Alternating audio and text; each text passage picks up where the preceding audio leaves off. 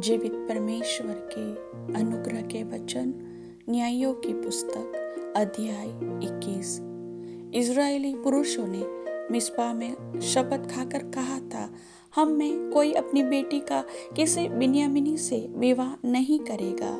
वे बेतेल को जाकर सांझ तक परमेश्वर के सामने बैठे रहे और फुट फुट कर बहुत रोते रहे और कहते थे, हे इज़राइल के परमेश्वर यहोवा, इज़राइल में ऐसा क्यों होने पाया कि आज इज़राइल में एक गोत्र की घटी हुई है।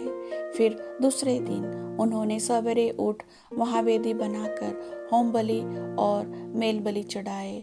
तब इज़राइल पूछने लगे, इज़राइल के सारे गोत्रों में से कौन है जो यहोवा के पास सभा में नहीं आया था। उन्होंने तो भारी शपथ खाकर कहा था, जो कोई मिस्पा को यहोवा के पास न आए वह निश्चय मार डाला जाएगा। तब इज़राइली अपने भाई बिन्यामीन के विषय में यह कहकर पछताने लगे, आज इज़राइल में से एक गोत्र कट गया है। हमने जो यहोवा की शपथ खाकर कहा है कि हम उनसे अपनी किसी बेटी का विवाह नहीं करेंगे, इसलिए बचे हुओं को स्त्रियां मिलने के लिए क्या करें। जब उन्होंने यह पूछा, इज़राइल के गोत्रों में से कौन है जो मिस्पा को यहोवा के पास न आया था, तब यह मालूम हुआ कि गिलादी याबेस से कोई छावनी में सभा को न आया था। अर्थात जब लोगों की गिनती की गई तब यह जाना गया कि गिलादी याबेस के निवासियों में से कोई यहाँ नहीं है। इसलिए मंडली ने 12,000 शूरवीरों को वहां यह आज्ञा देकर भेज दिया, तुम जाकर स्त्रियों और बाल बच्चों समेत गिलादी याबेस को तलवार से नाश करो। और तुम्हें जो करना होगा वह यह है कि सब पुरुषों को और जितनी स्त्रियों ने पुरुष का मुंह देखा हो उनका सत्यानाश कर डालना।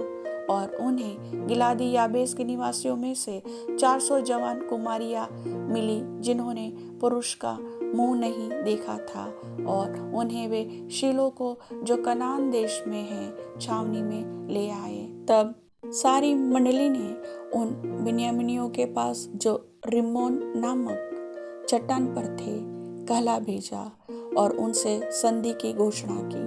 तब बिन्यामीन उसी समय लौट गए और उनको वे स्त्रियां दी गई जो गिलादी याबेस की स्त्रियों में से जीवित छोड़ी गई थी, तो भी वे उनके लिए थोड़ी थी। तब लोग बिन्यामीन के विषय फिर यह कह के पछताए कि यहोवा ने इज़राइल के गोत्रों में घटी की है।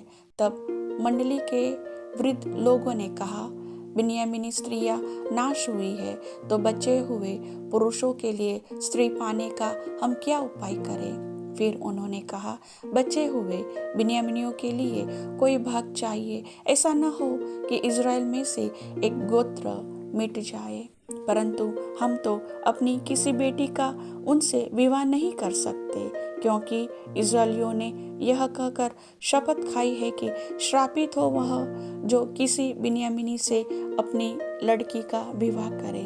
फिर उन्होंने कहा, सुनो, शीलो जो बेतेल के उत्तर की ओर और उस सड़क के पूर्व की ओर है जो बेतेल से शेकेम को चली गई है और लबोना के दक्षिण की ओर है, उसमें प्रति वर्ष यहोवा का एक पर्व माना जाता है।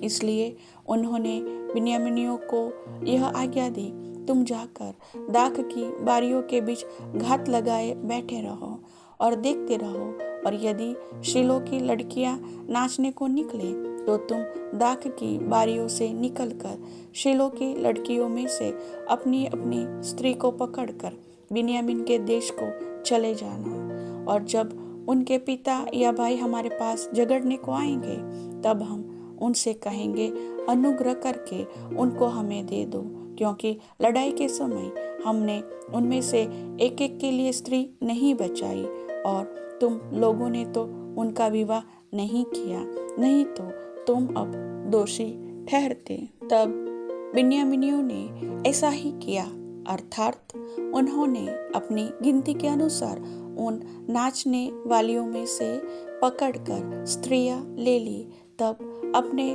भाग को लौट गए और नगरों को बसाकर उनमें रहने लगे। उसी समय इज़राइली भी वहां से चलकर अपने अपने गोत्र और अपने अपने घराने को गए और वहां से वे अपने अपने निज भाग को गए। उन दिनों में इज़राइलियों का कोई राजा न था, जिसको जो ठीक जान पड़ता था वही करता था। प्रभु वचन के सुनने वाले सभी भाई बहनों को आशीष दे। आमीन।